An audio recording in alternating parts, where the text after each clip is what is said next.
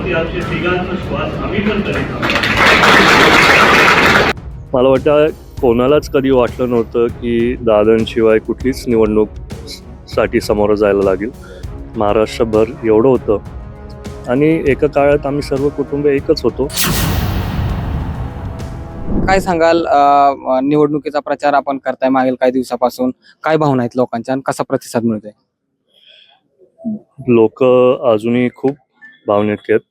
आम्हाला म्हणजे कुठल्याच बारामतीकरांना आणि महाराष्ट्राच्या जनतेला वाटलं नव्हतं की दादा असं आपल्याला सोडून जातील.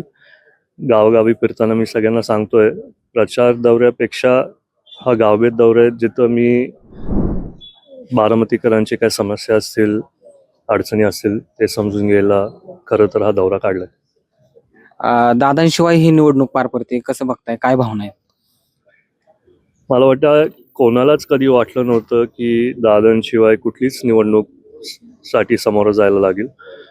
भावना तर मनात खूप आहेत, पण आता मला वाटतं की सगळेच बारामतीकरांनी ठरवलंय की दादांसाठी खरी आदरांजली म्हणून ही निवडणूक सर्वांनी हातात घेतली आणि जास्तीत जास्त मताधिक्यांनी वहिनींना तिथं विक्रमी मताधिक्यांनी निवडून आणायचं.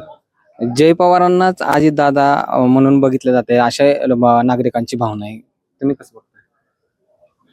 तर मला वाटते की म्हणजे सगळ्यांचीच आशा असते की आपले नेते आपल्या सोबत असायला पाहिजेत. मला वाटते लोकांना वाटत असेल की माझ्यात काय दादांसारखी क्वालिटीज असतील, पण तशी पोकळी तर आमच्या सर्वांमध्येच आहे. दादांची आठवणी पण आहेत आणि वहिनी, पारदादा आणि मी नक्कीच दादांनी जसे अनेक वर्ष काम केले तसे आम्ही करत येऊ. या निवडणूक प्रचारामध्ये आमदार रोहित पवार, शर्मिला वहिनी हे पवार कुटुंबीय सुद्धा प्रचारात सक्रिय झालेले दिसून येतात. आगामी काळात दोन्ही पवार आम्हाला एकत्रित पाहायला मिळतील?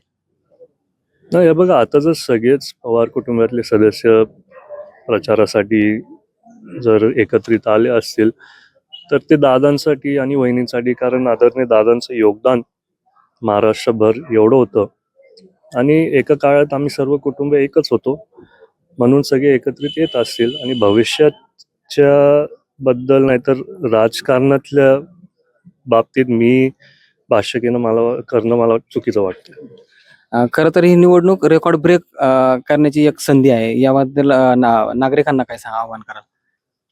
मी खरं तर बारामतीकर जे बारामतीमध्ये आहेत ते तर नक्कीच मतदानासाठी बाहेर येतील, पण मी जे बारामतीकर बाहेरच्या गावी असतील, कामासाठी दुसऱ्या जिल्ह्यात असतील, त्यांना आवाहन करील की आदरणीय दादांनी बारामतीकरांवरती आणि महाराष्ट्राच्या जनतेवरती अनेक वर्ष प्रेम केलं, तर तसंच एक दिवसच येऊन दादांसाठी सर्वांनी मतदान करावं.